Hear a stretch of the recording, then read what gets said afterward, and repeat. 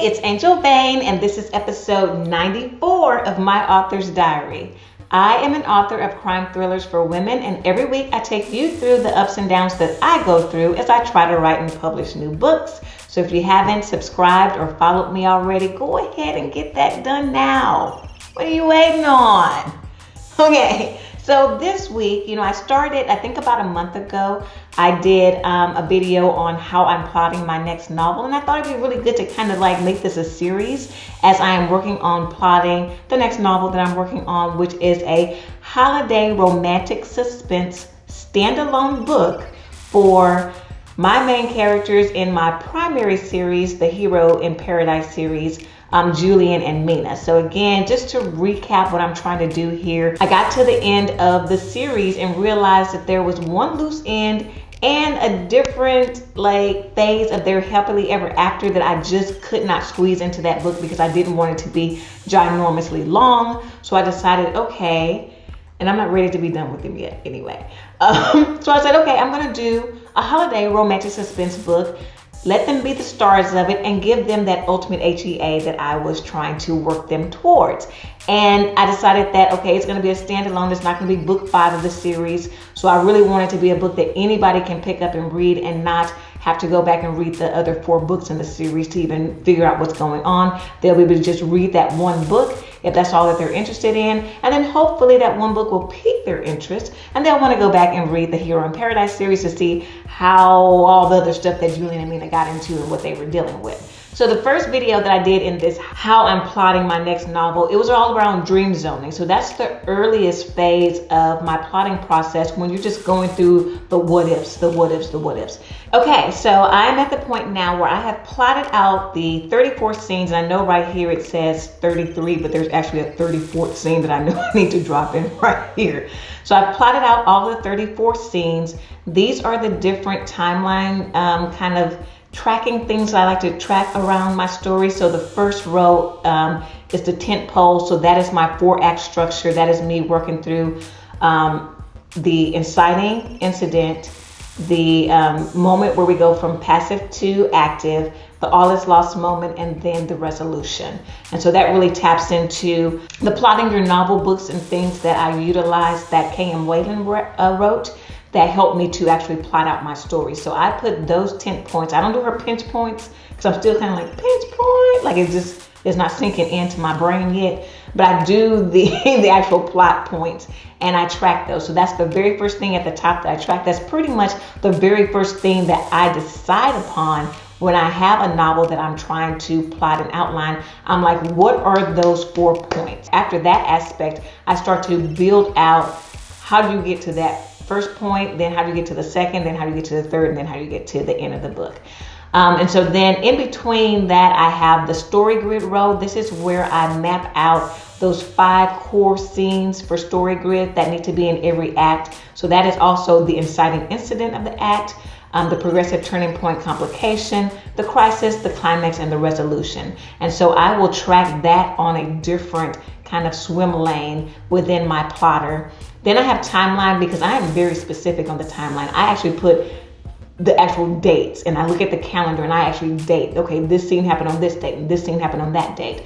Then the core scene, this is exactly like what is happening in the scene. And then after that, I like to keep track of things that are critical to certain characters, critical to the suspense element, clues that may be available. If there's certain themes that I'm doing in the book, I like to have different tracking lines for those as well. So I have kind of 4 primary characters, Julian and Mina, and then their mothers, because their mothers are going to come into play in this holiday romantic suspense book. Then I have my villain, spoiler alert, right here. Then I have clues so I can keep track of, okay, when have I introduced clues? And as you can see back here on this back end, I need to fill in some clues over in this back end because I'm kind of like, I forgot about my clues.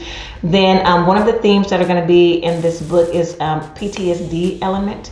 And so I have that, and where I actually mention the PTSD or talk about it, I want to make sure that I denote that for each of the different chapters. So I make sure that I don't drop the ball on some of these key elements. And then the deep security, which is top secret. But where have I mentioned that? And so some of this stuff I need to go back in and fill in because it's still a work in progress at this point. And just to show you just a little more detail here. So again, tent poles, this kind of, you know, what is happening for each of my tent poles. Then this is the story grid where you can see I basically labeled inciting incident, turning point, complication, resolution. This is actually the crisis climax in these two scenes. Then I have my timeline. These are all dated.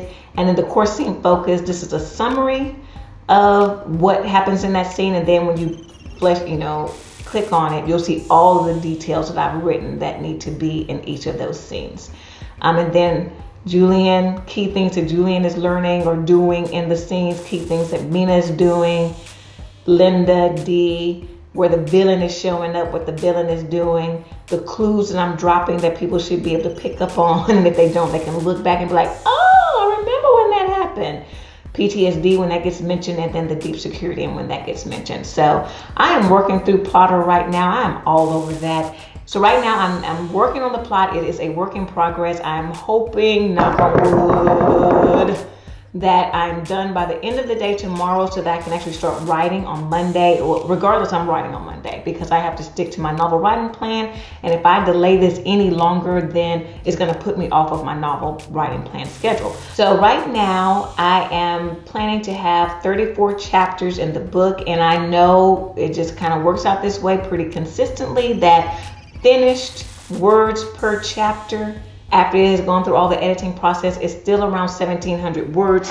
So I am predicting that this novel will be 57,800 words by the time it is published, which is right in that sweet spot zone that I was going for, that between that 30,000 to 60,000 length. So that is not the 90,000 behemoth length of the Hips books, which are all kind of like in the 80s. So they're like, you know, between 83,000 and 89,000, but that's still like, it takes a lot longer to write those stories. And I really am trying to tell a really good, entertaining story, but tell it quicker and faster. And by limiting how many chapters I have in my plot outline, that helps me to dictate how long the book is going to be. So for comparison, my Hips books normally have 50 something chapters. So that's the difference there. So part of my plotting process, after I've gone through the dream zoning and I've started to drop in things for the outline, the other thing that I like to do before I start writing is try to get some of the critical research done in advance so that I'm not trying to stop, figure something out, and then figure out, well, how does this impact scenes before it or scenes after it? I try to get that critical research done now so I can blend it in and not have to stop and do that later. And one of the most critical things for a holiday romantic suspense book is the holidays. As you read it, I really want to evoke the whole, this is Christmas time. This is Christmas time. This is what they do in the Pomchat Islands for Christmas. So guess what? That means I got a chance to do Christmas in March by doing some research on what really happens on Caribbean islands during the Christmas and holiday season. So I actually have experience with being on a Caribbean island during December, during the holiday Christmas time. We went to the Bahamas back in 2002, so almost 20 years ago, and had no clue what was happening, what happens on the islands and things for the holiday season. I mean, this is back way before TripAdvisor and Travelocity and all these places where you can do a lot of research around what happens on different islands. You literally had to go to the bookstore and like buy Vermeers or buy Fedors and kind of read through that aspect. And so we had no clue, just wanted to be on the beach for December. Get there, notice the bleachers set up across the street, notice, partitions kind of blocking things out. And so, we asked people at the hotel, well, what's going on out there? And they were like, oh, it's Junkanoo. And it was like this party atmosphere with a parade and all of these different costumes and floats and all these things to celebrate during the holiday season. And these are the pictures that I took with, keep in mind, 20-year-old digital camera. Okay, so excuse some of the blurriness in these pictures, but it was so exciting. It had a very like family-friendly vibe. There were children in doing the Junkanoo. It was energetic. Like, it was so much dancing and music, and just like, it was so exciting to be in that atmosphere and to kind of see everything. It was just phenomenal. And so that always stuck with me, that Junkanoo parade, and then to realize that, like, oh my God, we kind of just stumbled into being there at the right time because we had no clue that it was going on, right? So that essence of things that happen on Caribbean islands during the holidays that's so unique from like American culture and other cultures, I want to try to capture some of that and loosely base my fake fictional island, Palm Chat Islands. They're going to have Christmas holiday celebrations, and I want them to be loosely based off of things that truly happen in the Caribbean islands. And then I'm going to take a lot of creative license and just make some stuff up so that my island is a little bit unique and different. So I'm going to play around with that. So part of it is researching. And so researching includes, okay, tapping back into my past experiences, having gone to Junkanoo before, having pictures of it, having that feel and being able to describe the feeling of being there in the atmosphere and kind of bringing that to life on the page. And then the other thing that I did was I said, okay, let me Google. Now that, you know, there's tons of information out there, let me Google other things that happen on Caribbean islands in the holiday season. And I found 3 things so far that I know I'm going to incorporate into my holiday romantic suspense book. The very first one was that I found this kind of lifestyle blog, and the woman who wrote it basically talked about how the first week of December, Christmas trees are shipped like from the US or from Canada and from other places to the islands in coolers, and they start to show up in the stores on the island. And so that's a big thing. It's like, okay, when are the Christmas trees showing up? So I'm absolutely going to capture that vibe of like, okay, there are no Christmas trees on the Caribbean island. They wait for them to be shipped over, then they have to go and buy them and then decorate them. And then she also talked about how there's a lot of work to do to make sure that the Christmas tree doesn't turn brown by the time Christmas Day comes, and how they put it in water and put it in ice and include ice in the water to try to preserve the greenness of the Christmas tree so that it actually lasts the 20 some odd days until Christmas Day comes around. So I'm going to absolutely bring that aspect in. And then the second thing that I thought was just super amazing, and many islands do this, like Bermuda does it, I think Curacao does it. So they actually have boat parades. So when you think about, like, you know, the Christmas Day parades that we do here in the US in various different cities, a lot of these islands do boat parades, and it's a similar concept. The boats are all decorated, you know, for Christmas themes, and have lights and different things all on them. And then there's a parade, and people, you know, stand on the shores of the island to see the boats passing by, and they're all decorated, all gorgeous. And so I'm absolutely going to have a boat parade like that. And then the last thing that I'm going to have is, just like in America and how you have a traditional Christmas dinner, there is going to be a traditional Palm Chat Islands Christmas meal. And if you have read any of the books that I have written about the Palm Chat Islands, or that fellow Bonsai Moon Books author Rachel Woods has written about the Palm Chat Islands, because she writes in that same world, goat is the primary meat that's eaten in the Palm Chat Islands. So of course the traditional Christmas dinner that I'm going to make for the Palm Chat Islands is going to be something that's goat based. And I really want to play on some of the Caribbean cuisine that's out there, but also make things that are unique and that tap into the things I've already set up for the fictional Palm Chat Islands. And so this is part of the fun part of plotting and outlining your story, is doing research like this on cultures and the different things that I'm learning about Caribbean culture that I never knew before. And that's the beauty of being an author and a novelist, is also getting out there and exploring and learning about things that you've never been exposed to before. And the last thing I want to cover about researching is how I keep track of the research that I do, so that I can come back to it in the future when I'm actually writing the scenes. And I'm a big user of OneNote. I use OneNote to keep track of all of my research, pictures, articles, different things that I found. And so I'm going to give you just a little glimpse into my OneNote. Okay, so here's my OneNote file.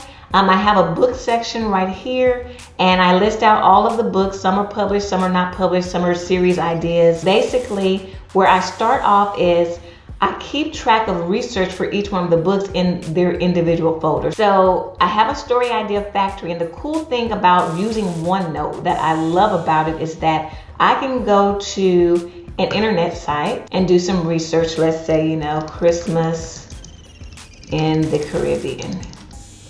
Okay, so I go to this Christmas in the Caribbean. Let's say I go to Lonely Planet here, celebrate Christmas in the Caribbean at these 5 destinations. I read through this article and I'm like, oh yeah, okay, Jamaica has food and reggae fest.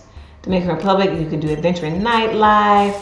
Oh, this has some good stuff that I might want to steal from for my novel. So all I have to do is click on this little plugin that's on Chrome. And I always do articles so that it shows up. And then I tell it, hey, drop this in my OneNote in my story idea factory. Clip. And then boom, it's going to show up. So then I come back over here and I think I have to refresh OneNote. Sync this notebook. And there's the article. The thing I also like about it, so like this is the article from that I used and I got a lot of good information from. And this one is from thetravelingislandgirl.com. And so what I do is I go through the article, I highlight things that I might want to utilize in the story, and then I'll click and drag it and drop this into the Christmas Hero. So then as I'm writing, I'm like, oh, where are those notes? Where's that stuff I wanted? Oh, it's in this right here. Oh, and I've already highlighted stuff that caught my eye that I wanted to use in the book. Boom, it's all right there. And so that's how I use my OneNote to keep track of my research so that it's readily available to me as I'm trying to write my scenes. That's just a snapshot view of how I do research for my novels, how I keep track of it, and really the benefit of being a writer and getting a chance to explore things that are new and different to you and really try to incorporate them into your writing and into your novels to make it different and varied and diverse and interesting. So that's it for this week. If you want to continue to keep up with me and all the ups and downs that I go through as I try to write and publish new books, click the subscribe button. Then don't forget to click that little silver bell so you won't miss when I'm doing a video, and I will see you next time.